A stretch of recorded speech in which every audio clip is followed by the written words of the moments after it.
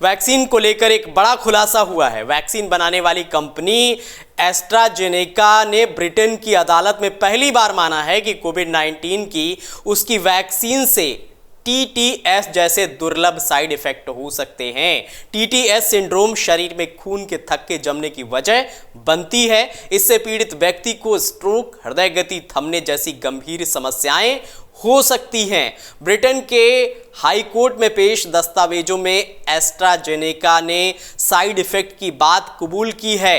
हालांकि वैक्सीन से होने वाले साइड इफेक्ट को स्वीकार करने के बाद भी कंपनी इससे होने वाली बीमारियों या बुरे प्रभावों के दावों का विरोध कर रही है। यह खबर भारत के लिए भी बेहद महत्वपूर्ण है, क्योंकि यहां कोविड-19 के प्रसार के दौरान बड़े पैमाने पर ऑक्सफोर्ड एस्ट्राजेनेका की इसी वैक्सीन को कोविशील्ड के नाम से इस्तेमाल किया गया था। भारतीय company serum institute of India ने एस्ट्राजेनेका से हासिल लाइसेंस के तहत देश में इस वैक्सीन का उत्पादन किया था और इसे सिर्फ भारत के कोविड टीकाकरण अभियान में ही नहीं बल्कि और भी देशों में इसका यूज हुआ था, बल्कि दुनिया के कई देशों को निर्यात किया गया। कोविशील्ड के अलावा इस वैक्सीन को कई देशों में वैक्स जेवरिया ब्रांड नाम से भी बेचा गया था। एस्ट्राजेनेका पर यह मुकदमा जेमी स्कॉट ने दायर किया है, जो इस टीके को लेने के बाद ब्रेन डैमेज के शिकार हुए थे। कई परिवारों ने भी कोर्ट में इस टीके के दुष्प्रभावों की शिकायत की थी। कोर्ट पहुंचे शिकायतकर्ताओं ने शरीर को पहुंचे नुकसान के लिए कंपनी से क्षतिपूर्ति की मांग की है। खास बात यह है कि ब्रिटेन ने इस वैक्सीन पर अब सुरक्षा कारणों से रोक लगा दी है।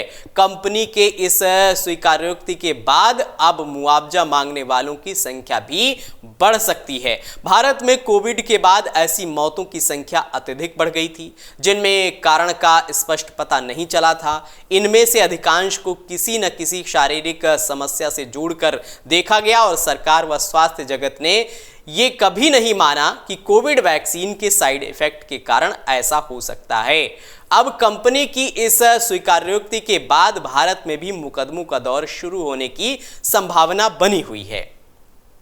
हालांकि WHO ने एडेनोवायरस वेक्टर टीकों को लेकर कहा है कि इनमें शायद ही कभी ऐसी स्थितियां विकसित होंगी हैं।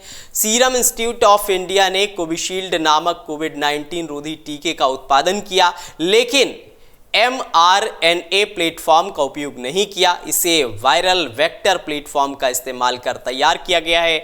वैक्सीन में एक चिंपैंजी एडेनोवायरस को संशोधित किया गया है ताकि मनुष्यों की कोशिकाओं में कोविड-19 स्पाइक प्रोटीन ले जाने में सक्षम हो सके। तो इस तरह से कोविड-19 की कोविशील्ड वैक्सीन को लेकर एक बड़ा खुलासा हुआ है। हृदय गति रोकने संबंधी जिस तरह के मामले सामने आ रहे थे, उसमें ये एक बड़ा खुलासा माना जा रहा है। बढ़ते हैं। अगर आप ये वीडियो YouTube पर देख रहे हैं तो हमारे चैनल को सब्सक्राइब करें और बेल आइकन को दबाना ना भूलें। अगर आप Facebook पर ये वीडियो देख रहे हैं तो हमारे पेज को लाइक करें।